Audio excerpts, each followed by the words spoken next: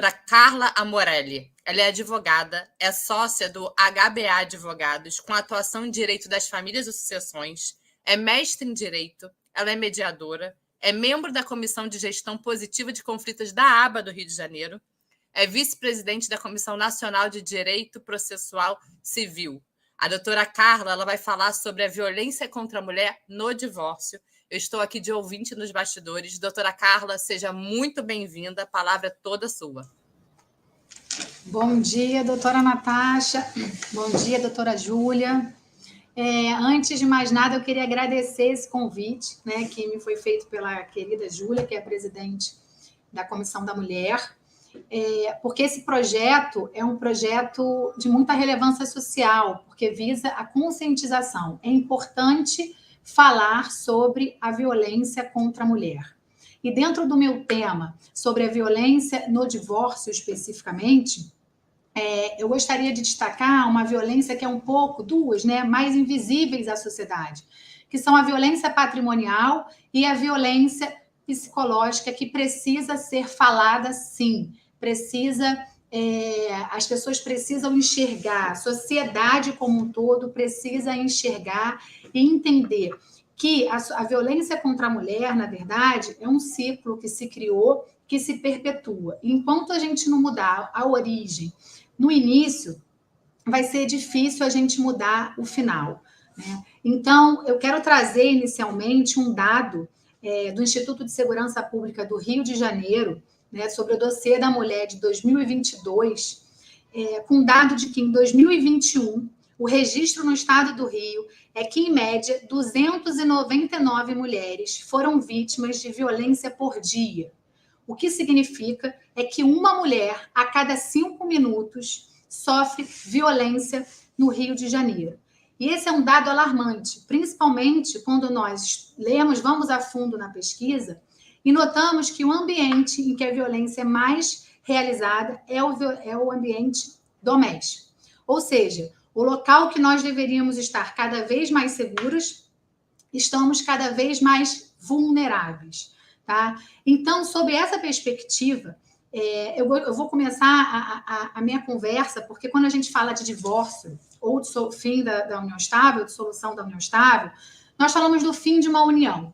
Tá? E essa violência é muito vista nos processos de divórcio. A doutora Natasha, que também atua na área de família, com certeza presencia isso de forma gritante, né? Não só pela instituição, pelo judiciário, mas também pela relação entre as partes, né? Entre a mulher e o homem, tá? Mas isso vem de muito antes do divórcio, né? Na verdade, às vezes é uma violência até velada, que não é tão vista pela sociedade e que no divórcio ela aflora de uma forma muito gritante, né? E a doutora Júlia falou sobre a questão da criação. Isso é um ponto que eu queria falar muito, a criação dos nossos filhos, né? Como nós nos dedicamos à criação dos nossos filhos. Como nós, na verdade, perpetuamos uma conduta de violência de gênero baseado nas escolhas das atividades a depender do gênero do filho para ser desempenhado. Então, a longo prazo, pela cultura do patriarcado, a mulher está dedicada e está sendo compelida a cumprir atividades domésticas, né? Como se esse fosse um papel relevante na sociedade que a mulher precisa desempenhar. Então, não raro, isso também aparece muito forte no divórcio, né? A mulher precisa se dedicar aos filhos, a mulher precisa se dedicar à família, precisa se dedicar à casa. Sim, ela precisa se dedicar à família, ela precisa se dedicar ao filho. Mas não só a mulher. Então, o que a gente nota é que, numa família, principalmente quando vem a existência dos filhos, a mulher ela acaba tendo uma desigualdade no mercado de trabalho. E não só por questão de contratação, mas começa no ambiente familiar. Porque a mulher deve se dedicar mais, porque se o filho está doente, é a mulher que normalmente vai faltar ao trabalho, é a mulher que vai se dedicar a perceber se a roupa da festa junina foi comprada, se tem o lanche para o dia seguinte. Então, isso vem de um ciclo. E quando nós vemos esse ciclo, nós temos um reflexo também na contratação das mulheres. Porque, assim, as mulheres começam a ser contratadas com salários mais baixos, que isso é uma realidade, ainda que dentro da realidade de gênero, sob o aspecto da mulher que tem filho, da mulher que não tem filho. E aí cabe fazer aqui um elogio à recente lei sobre equiparação salarial, né, entre mulheres e homens, por perspectiva de gênero. Mas fato é que isso é uma realidade, né, de acordo com essa cultura que nós, inclusive propagamos sem notar. Então, quando chega no divórcio, muitas vezes a mulher está numa condição financeira e econômica que ela precisa da pensão alimentícia, por exemplo, para conseguir sobreviver, tá? Para conseguir manter o seu padrão financeiro, ainda que ela caia de padrão, para que ela possa se manter. E o filho também precisa dessa pensão, que muitas vezes é utilizada no processo de divórcio pelo homem, a falta de pagamento da pensão, ainda com capacidade financeira para tal, como forma de violência à mulher psicológica, forma de constrangimento, de opressão. Isso é muito comum. Então, essa questão econômica, ela aparece muito clara no divórcio de duas formas.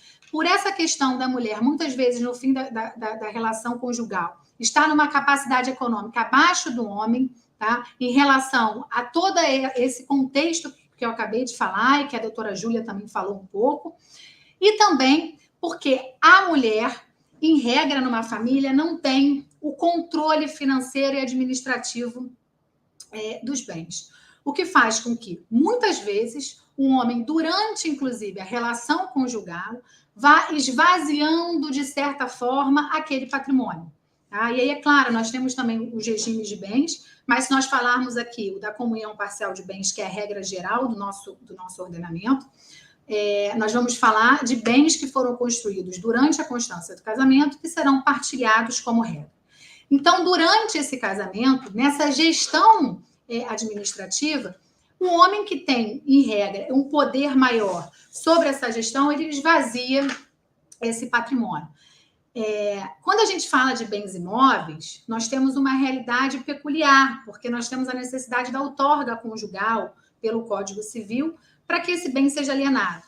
Mas nós temos as questões dos bens móveis, o dinheiro, os investimentos, hoje em dia cada vez mais empreendidos, né? Criptomoedas, criptoativos, ou ainda quando nós falamos dos frutos desses bens que são do casal, aluguel, ou casais que são sócios, né, e que a mulher não tem distribuição de lucros. Isso, na realidade do divórcio, é uma realidade que nós vemos com frequência. Então, o que acontece? Há um esvaziamento do patrimônio do casal. E com isso, a mulher sofre uma violência patrimonial imensa, porque no momento do divórcio, ela fica com o patrimônio, normalmente, quase que bloqueado por questões de bens imóveis, né, e que vai para um processo de divórcio. Na minha apresentação, né, falaram que eu sou mediadora, e, na verdade, mais do que mediadora, eu me dedico à advocacia consensual, à construção colaborativa, né, dos termos relativos ao fim da sociedade conjugal. Mas, para nós termos, inclusive, uma construção colaborativa, nós vamos precisar de falar de uma igualdade, né? Eu escuto muitas pessoas fazerem acordos e que abrem mão de tudo para se livrarem. Então, você vê como a violência fica patente quando a mulher cede à pressão psicológica ou aquela pressão clara e latente para poder se ver livre daquele elo. Tá? E o que acontece? Num processo judicial litigioso, isso é impossível nós fugirmos de falar sobre esse tema, nós temos a violência institucionalizada. E quando eu falo isso, eu falo inclusive nas petições dos colegas que eu leio num processo judicial de família, tá? Perpetuando uma violência de gênero que poderia ser filtrada ali, pelo menos pela ética, e que se perpetua por um processo judicial e que ao poder público nada, é como se aquilo passasse de forma invisível, né? Questões de que a mulher quer tirar tudo do homem, né? Imagina, o homem trabalhou, muitas vezes os casais têm pactos, né, em que a mulher para de trabalhar durante um determinado tempo em razão do nascimento dos filhos, né? E quando chega no divórcio, isso é esquecido. né? Nem se fale a vedação do comportamento contraditório no ordenamento jurídico, né? Como? Se você tem um pacto, um combinado de que vai seguir daquela forma, um se dedica à família e o outro se dedica às atividades externas, né? Nós continuamos tendo duas pessoas trabalhando em conjunto para o desenvolvimento daquela família. E quando nós chegamos no divórcio, nós esquecemos. Normalmente o homem esquece desse combinado e isso fica a mulher numa situação mais ainda de vulnerabilidade e sofrendo violência psicológica constante, que em regra é atrelada à violência patrimonial. Quando a gente fala de violência psicológica, pelas ameaças de que, principalmente, se você me tirar tudo, você vai me conhecer, você vai saber quem eu sou. A mulher quer tirar tudo do homem, ele que construiu tudo, como ela teria direito.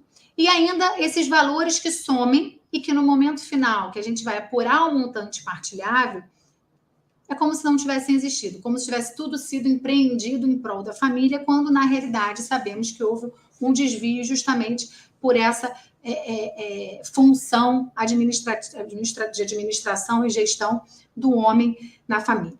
E o judiciário e o Ministério Público é um ponto assim que causa um espanto, né? Uma surpresa quando nós somos atuantes da área de família no judiciário. Porque nós trazemos isso como fundamento do divórcio, como questões, inclusive, de nem sempre a mulher tem as provas sobre essas violências, né, e ela não consegue desenvolver o processo da melhor forma a nível probatório. Então, quando a gente faz o requerimento de produção de provas e traz a fundamentação de tudo o que acontece, ou ainda quando existem vídeos, quando existem fotos, quando existem áudios e são ignorados no âmbito do processo judicial de família. Tá? As questões relacionadas à violência da mulher precisam ter um olhar sensível de quem julga e de quem está envolvido naquele processo. Então, o Ministério Público ele tem uma atuação não obrigatória no processo de divórcio, né? Quando não tem menor. Mas será que não seria obrigatório? Eu, particularmente, já pedi para oficiar o Ministério Público, para que intimasse o Ministério Público sobre circunstâncias de violência patrimonial e recebi de retorno manifestações no sentido: não há necessidade de intervenção do Ministério Público simplesmente por serem questões meramente patrimoniais. E será que as questões meramente patrimoniais são, de fato, meramente patrimoniais ou aquelas questões têm consequências patrimoniais, mas têm a origem numa violência contra a mulher, uma violência grave? O judiciário, igualmente, fecha os olhos. A gente pede, embarga de declaração, recorre e seguimos no mesmo cenário de invisibilidade, principalmente da violência psicológica e patrimonial. Porque a violência física ela acaba sendo mais gritante, mais marcante. E nós, como sociedade, também toleramos muito mais a violência psicológica, né? Se nós, inclusive, olharmos os nossos grupos sociais, em regra, a violência psicológica ela é aceita de certa forma, né?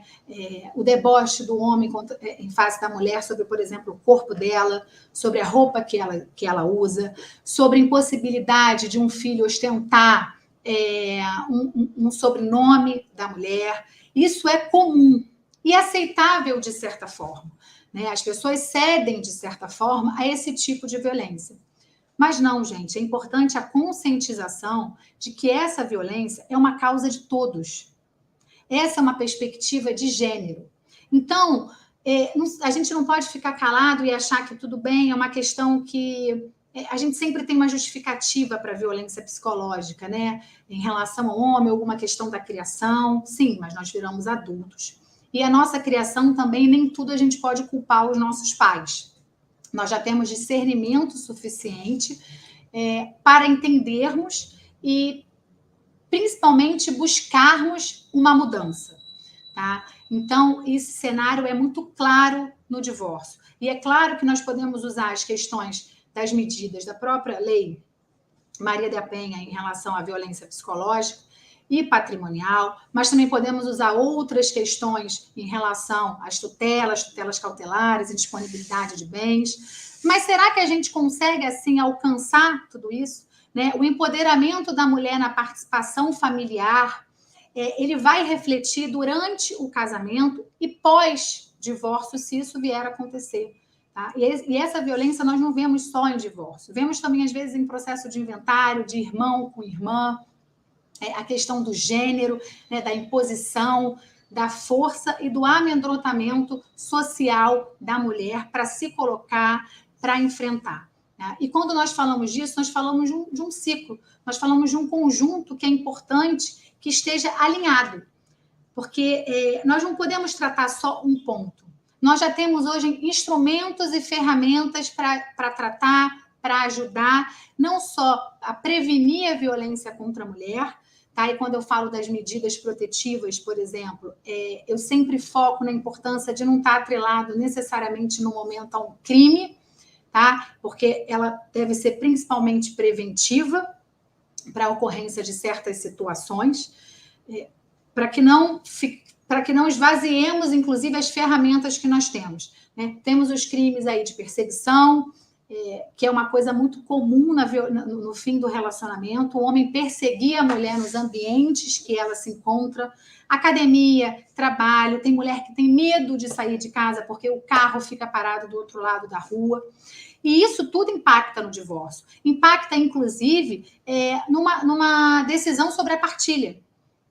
Porque muitas vezes esse tipo de violência tem uma questão patrimonial, um fim patrimonial para que a mulher ceda, para que a mulher não prossiga no que ela deve receber, no que ela tem direito a receber patrimonialmente. Né? E quando a gente consegue cumprir esse ciclo, ou seja, quando o agressor consegue fazer com que haja desistência, com que haja um acordo, que muitas vezes, inclusive, é abraçado pelo Poder Judiciário, inclusive em audiências, né, que o juiz ou a juíza comanda, preside a audiência, tenta buscar um acordo, e ali mesmo se nota que a mulher está sendo, dentro do judiciário, colocada numa situação de vulnerabilidade, né, do homem impor.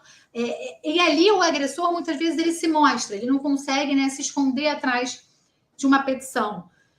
E mesmo assim, o judiciário ainda busca efetivar aquele acordo que nitidamente está sendo feito numa condição de vulnerabilidade. Eu sou favorável à advocacia consensual, eu sou muito favorável à colaboração, à negociação, mas sempre numa decisão informada, sempre em partes que estejam em igualdade de poder decisório, né, e não sob uma coação.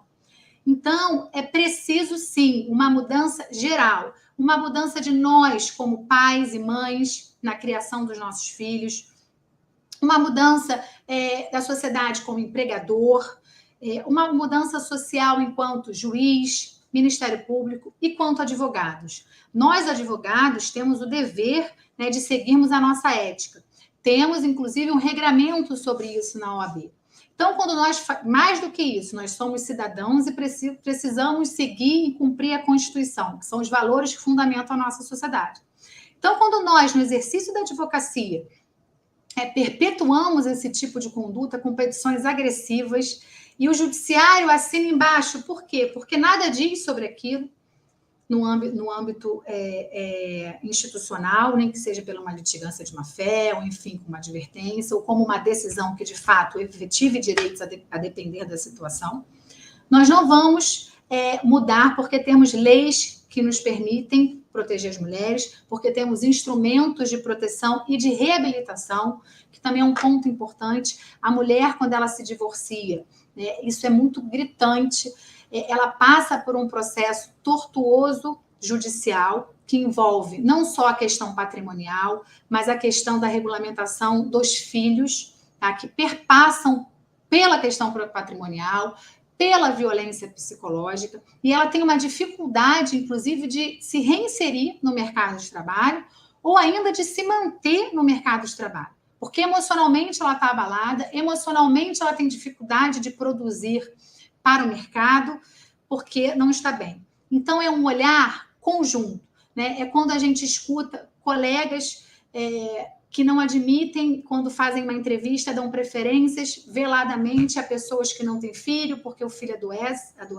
Quando eu digo pessoas, são as mulheres, porque o filho adoece. Mas engraçado que o homem que tem filho, que constitui família, normalmente ele é mais valorizado. Mas a mulher não. Por quê? Porque está intrínseco na nossa mente de que a mulher cabe, sim, esse poder, esse dever, mais do que tudo, de gerir a família, de participar, de ser responsável pela manutenção do filho. Então, gente, a questão que eu trouxe aqui é importante. Eu acho que é uma busca constante de nós advogados, mas mais do que isso, de nós enquanto seres humanos e pessoas que possam mudar uma realidade e mudar o mundo nas nossas mínimas ações até as nossas grandes ações. Tá? Então, eu encerro aqui com uma frase que eu acho muito importante, muito legal, que eu gosto, que é: seja a mudança que você quer ver no mundo. Então, comece por você e pelos seus ambientes. Tá? Muito obrigado, agradeço a atenção de todos e já sei que meu tempo está se encerrando. Nós que agradecemos, doutora Carla, que aula maravilhosa. E essa sua frase final é um resumo do que eu sempre brinco. É de formiguinha, é um trabalho que muitas vezes a gente acha que é invisível, mas eu nunca terminei uma live, eu nunca terminei um evento onde alguém não tenha me procurado e falado: poxa, aprendi, descobri que alguma pessoa próxima passa por violência, porque você falou sobre 2 violências que nas minhas palestras eu falo demais, e eu tenho para mim, isso aí é pessoal, é um dado pessoal, que o número da violência psicológica e da violência patrimonial é maior do que qualquer outra violência, embora a gente tenha diversos tipos de violência. Na Maria da Penha são 5 que estão ali, né? A sexual, a patrimonial, a psicológica, a física e a moral. Nós temos, a gente já falou aqui sobre a violência institucional e violência processual, são diversos tipos de violência que nós sofremos só pelo gênero, pelo fato de sermos mulheres. Mas a psicológica e a patrimonial, para mim, é a que mais acontece. A psicológica, eu acho que quase todas as relações, em algum momento a gente passa pela violência psicológica, e a gente tem aquilo que eu falei no começo, e vou ratificar, tendo em vista aí a sua palestra, que fala muito sobre isso. O Poder Judiciário não enfrentando essas questões. Eu tive casos de clientes minhas com mensagens, vídeos e tudo mais, chegou na delegacia especializada, numa DEAN, e foi recebida pela inspetora dizendo: volta com o laudo de uma psicóloga, porque vai facilitar. Gente, a pessoa tomou a coragem. Muitas vezes é o seu último respiro. Ela chega ali e fala: me ajuda. Volta com um laudo provando a violência psicológica, tudo que está ali, sendo que só a palavra dela bastaria. É muito surreal. Eu falo para meus clientes: olha, se o que você estiver falando for mentira e for provado, você vai responder por denunciação caluniosa. Vai com a sua palavra, vai com força, vamos embora, vamos com tudo que você tiver, porque é aquele momento que você pode estar salvando uma vida e uma família, porque a violência é transgeracional. Então, filhos de mulheres que sofrem violência podem normalizar esse tipo de coisa. Então, doutora Carla, eu agradeço demais a sua aula. Tem mais alguma consideração final? Não, e até o que você está falando agora, doutora Natasha, é importante, porque me parece que a gente precisaria de uma capacitação dos agentes públicos, de uma forma geral, que atuam com a violência doméstica, até para entenderem de fato o que é a violência doméstica e as consequências da violência doméstica. Porque a sensação que dá é exatamente essa. Quando a violência é física, ela é muito nítida, né? Mas eu falo que é a violência invisível, né? Que é a violência moral, a violência psicológica e a violência patrimonial. Ela passa de forma invisível pela sociedade. Então... Sim, e a patrimonial, como você falou, é uma que acontece em quase todas as relações também, porque a gente brinca, né? Meu bem para cá e meus bens para lá. E uma coisa que a gente tem feito, foi até numa palestra da doutora Labib, lá da Bahia, ela falou com a gente sobre um projeto know-how que eu tenho na Comissão Nacional de Direito das Famílias e Sucessões, onde alguém vem palestrar para a gente, sempre trazendo alguma coisa nova, e eu achei super interessante, que é monetizar o trabalho doméstico. Quando a gente fizer lá a planilha de alimentos, a gente colocar, então, qual é o valor da empregada doméstica, da faxineira, da motorista, da passadeira, da jardineira, enfim, aquele trabalho que fica só para as mulheres, né? Hoje eu vi uma charge interessante, uma pista de corrida, tem homens e mulheres, e as mulheres começam no mesmo lugar que os homens, mas a gente tem o varal, a tábua de passar, a máquina de lavar, né? Assim, não tem essa equidade. Então, a gente precisa falar. e o Poder Judiciário nos travar, não ler e não ficar atento a algo que a gente está ali berrando, Gritando, né? a gente precisa continuar berrando, precisamos continuar Exatamente. falando. E até em mecanismos, né? Eu falo às vezes do pacto antinupcial, que não é o nosso tema de hoje, mas pode ser de um futuro, em relação a questões até da separação de bens. Né? Porque às vezes, até na comunhão e tudo, mas às vezes na separação de bens também é uma situação às vezes pior, dependendo do contexto. E, então, pactos com cláusulas futuras de indenização, se acontecerem, né? Condicionais, dependendo da situação, também, enfim. Precisamos fazer um evento para falar sobre pactos, hein? Isso é importantíssimo e é outro tema que as pessoas não conhecem. Sim. Mas, de qualquer forma, eu quero finalizar, doutora Natasha, para não atrapalhar os demais, né? Agradecendo muito pelo convite da Comissão da Mulher, por participar e para parabenizar vocês por esse projeto, que eu acho que é importantíssimo, a conscientização do que é de fato, e não ficar falarmos só da lei, né? Porque eu acho que a lei a gente pega e lê, qualquer um está disponível, ela é muito bem difundida, mas da efetivação da lei e da caracterização e como a gente enxerga a violência, para a gente passar a enxergar a violência, né? Identificar que ela está nos lugares mais próximos e ao nosso lado, às vezes dentro da nossa casa, inclusive. Então, agradeço demais a participação e parabenizo mais uma vez a vocês pelo projeto. Nós